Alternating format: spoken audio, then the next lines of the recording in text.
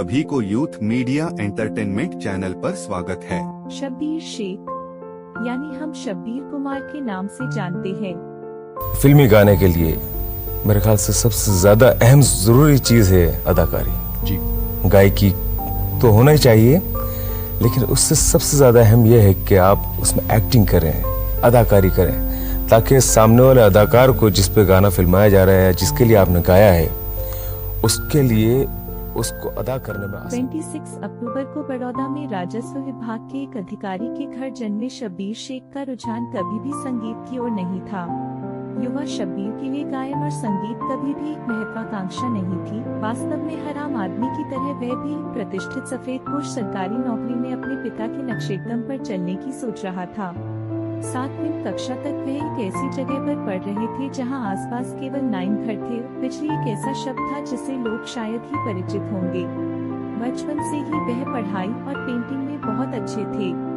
शब्बीर की मां अक्सर बच्चों के लिए नात कलम गाती थी। यही सुरीली आवाज थी जिसने उनकी रुचि संगीत की ओर खींची। सुहानी रात ढल चुकी, ना जाने तुम कब। उसने अपनी माँ का अनुकरण करना शुरू कर दिया और समय के साथ आसपास के लोगों ने उस पर ध्यान देना शुरू कर दिया। रात में जंक्शन के आसपास चाय की दुकानों पर आस पड़ोस के लोग जुटते थे। गायन में शब्बीर की विशेषज्ञता को जानने के बाद वे उसे घर से बुलाते थे और उससे फिल्मी गाने गाने के लिए कहते थे।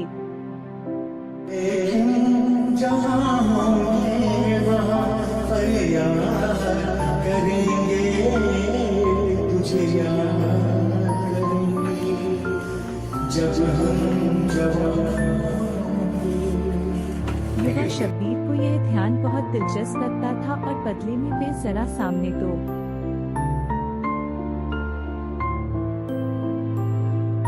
बेपनाह लोगों ने प्यार दिया है, बेपनाह चाहती है। हालांकि मैं कुछ भी नहीं हूँ। मैं कोशिश करूंगा कि उनकी चाहत को बरकरार रखूं। समूहों में से एक था।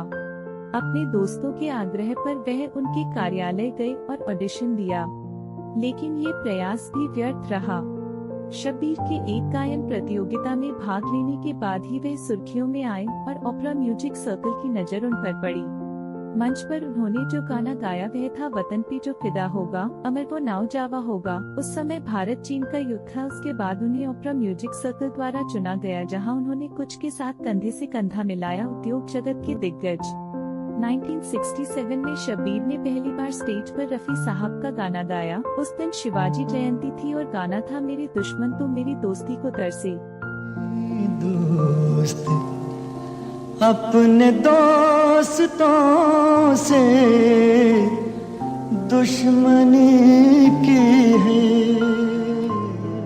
इसके बाद उन्होंने खुद को कुमार नाम से जोड़ लिया। इससे उस यात्रा की शुरुआत हुई जो शब्बीर शेख से शब्बीर कुमार के विकास का प्रतीक है। शब्बीर कुमार इस नाम ने दुनिया को एक मजबूत संदेश दिया कि एक समुदाय या जाति किसी गायक के लिए बाधा नहीं बनती। एक गायक की आवाज और प्रतिभा उसके अपने धर्म यानी संगीत के लिए होती है सबसे बड़ी गवाही जो वह दुनिया को दे सकता था।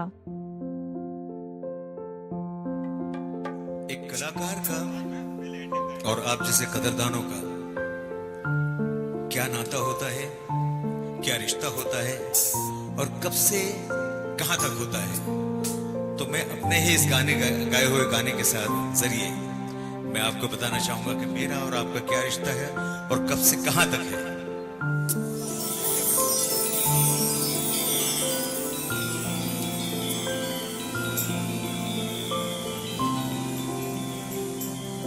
तुमसे मिलकर ना जाने क्यों, तुमसे मिलकर ना जाने क्यों